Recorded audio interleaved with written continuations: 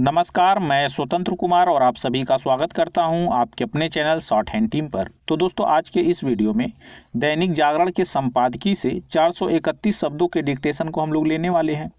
इसे हम लोग दो अलग अलग स्पीड में लेंगे। पहली बार में इसे हम लोग 70 की स्पीड में लिखेंगे, दूसरी और आखिरी बार में इसी डिक्टेशन को हम लोग 80 की स्पीड में लेने वाले हैं।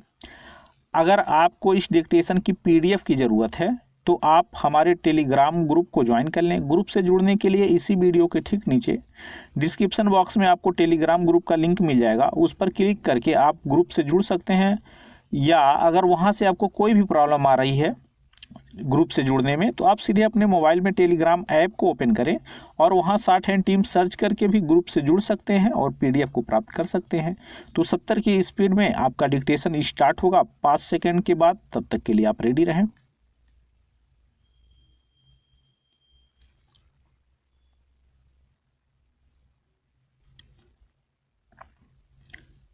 स्टार्ट। किसान संगठनों के रवैये को देखते हुए इसके आसार कम ही हैं कि केंद्र सरकार के साथ होने वाली आज की बातचीत किसी नतीजे पर पहुंचेगी और उनका धरना खत्म होगा। फिर भी इसकी उम्मीद की जानी चाहिए कि ऐसा ही हो।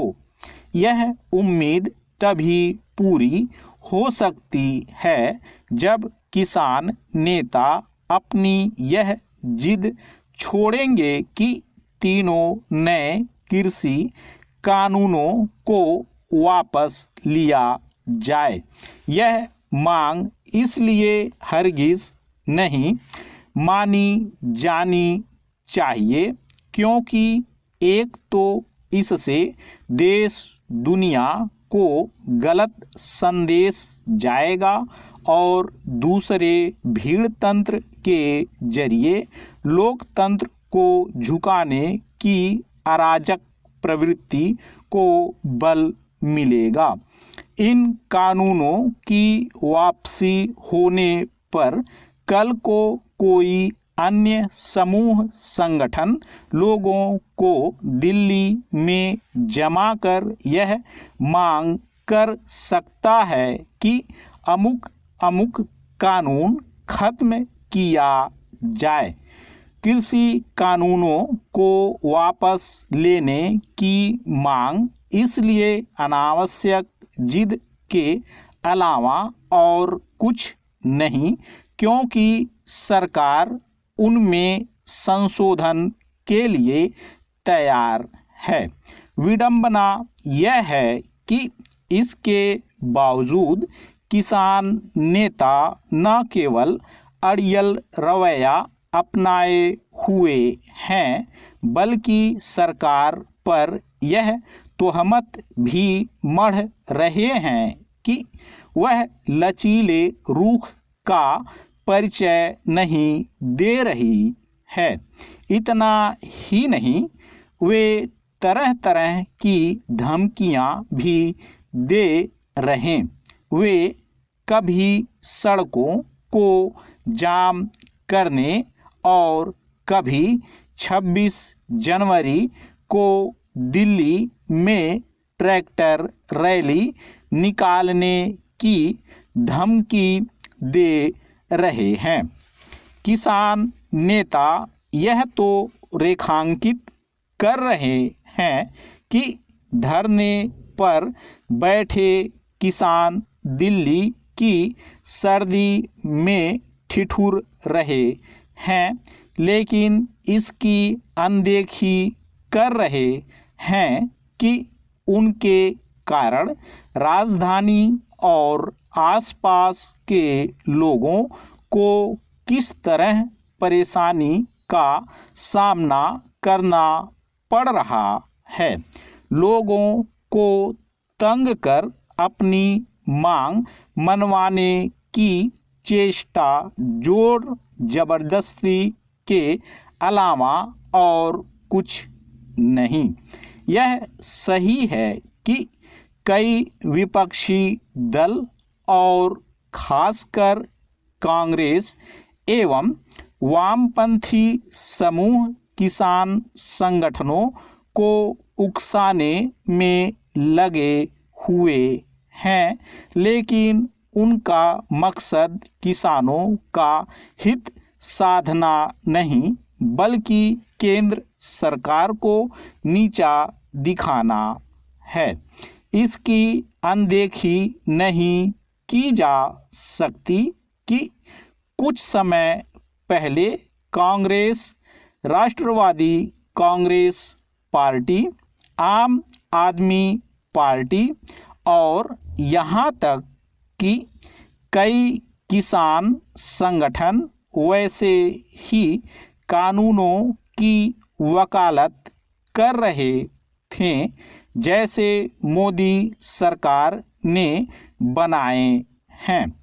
इससे भी महत्वपूर्ण यह है कि नए कृषि कानून अनाज बिक्री की पुरानी व्यवस्था खत्म नहीं करते बल्कि वे किसानों को एक नया विकल्प उपलब्ध कराते हैं। इसी तरह वे अनुबंध खेती का भी विकल्प दे रहे हैं। यदि किसी को अनाज बिक्री की नई व्यवस्था और अनुबंध खेती रास नहीं आती तो वह उसे न अपनाने के लिए स्वतंत्र है।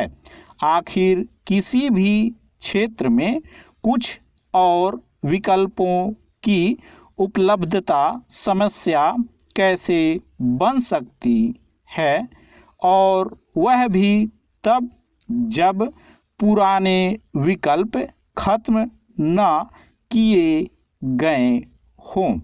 स्टॉप।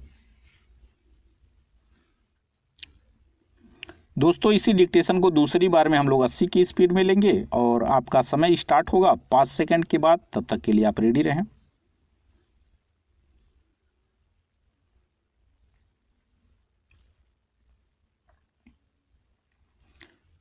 स्टार्ट। किसान संगठनों के रवैये को देखते हुए इसके आसार कम ही हैं कि केंद्र सरकार के साथ होने वाली आज की बातचीत किसी नतीजे पर पहुंचेगी और उनका धरना खत्म होगा। फिर भी इसकी उम्मीद की जानी चाहिए कि ऐसा ही हो। यह उम्मीद तभी पूरी हो सकती है जब किसान नेता अपनी यह जिद छोड़ेंगे कि तीनों नए कृषि कानूनों को वापस लिया जाए। यह मांग इसलिए हरगिज नहीं मानी जानी चाहिए क्योंकि एक तो इससे देश दुनिया को गलत संदेश जाएगा और दूसरे भीड़ तंत्र के जरिए लोकतंत्र को झुकाने की अराजक प्रवृत्ति को बल मिलेगा। इन कानूनों की वापसी होने पर कल को कोई अन्य समूह संगठन लोगों को दिल्ली में जमा कर यह मांग कर सकता है कि अमुक अमुक कानून खत्म किया जाए। कृषि कानूनों को वापस लेने की मांग इसलिए अनावश्यक जिद के अलावा और कुछ नहीं क्योंकि सरकार उनमें संशोधन के लिए तैयार है। विडंबना यह है कि इसके बावजूद किसान नेता न केवल अड़ियल रवैया अपनाए हुए हैं बल्कि सरकार पर यह तोहमत भी मढ़ रहे हैं कि वह लचीले रुख का परिचय नहीं दे रही है। इतना ही नहीं, वे तरह तरह की धमकियां भी दे रहे। वे कभी सड़कों को जाम करने और कभी 26 जनवरी को दिल्ली में ट्रैक्टर रैली निकालने की धमकी दे रहे हैं। किसान नेता यह तो रेखांकित कर रहे हैं कि धरने पर बैठे किसान दिल्ली की सर्दी में ठिठुर रहे हैं, लेकिन इसकी अनदेखी कर रहे हैं कि उनके कारण राजधानी और आसपास के लोगों को किस तरह परेशानी का सामना करना पड़ रहा है। लोगों को तंग कर अपनी मांग मनवाने की चेष्टा जोर जबरदस्ती के अलावा और कुछ नहीं। यह सही है कि कई विपक्षी दल और खासकर कांग्रेस एवं वामपंथी समूह किसान संगठनों को उकसाने में लगे हुए हैं, लेकिन उनका मकसद किसानों का हित साधना नहीं बल्कि केंद्र सरकार को नीचा दिखाना है। इसकी अनदेखी नहीं की जा सकती कि कुछ समय पहले कांग्रेस, राष्ट्रवादी कांग्रेस पार्टी, आम आदमी पार्टी और यहाँ तक कि कई किसान संगठन वैसे ही कानूनों की वकालत कर रहे थे जैसे मोदी सरकार ने बनाए हैं। इससे भी महत्वपूर्ण यह है कि नए कृषि कानून अनाज बिक्री की पुरानी व्यवस्था खत्म नहीं करते, बल्कि वे किसानों को एक नया विकल्प उपलब्ध कराते हैं। इसी तरह वे अनुबंध खेती का भी विकल्प दे रहे हैं। यदि किसी को अनाज बिक्री की नई व्यवस्था और अनुबंध खेती रास नहीं आती तो वह उसे न अपनाने के लिए स्वतंत्र है। आखिर किसी भी क्षेत्र में कुछ और विकल्पों की उपलब्धता समस्या कैसे बन सकती है, और वह भी तब जब पुराने विकल्प खत्म न किए गए हों। स्टॉप।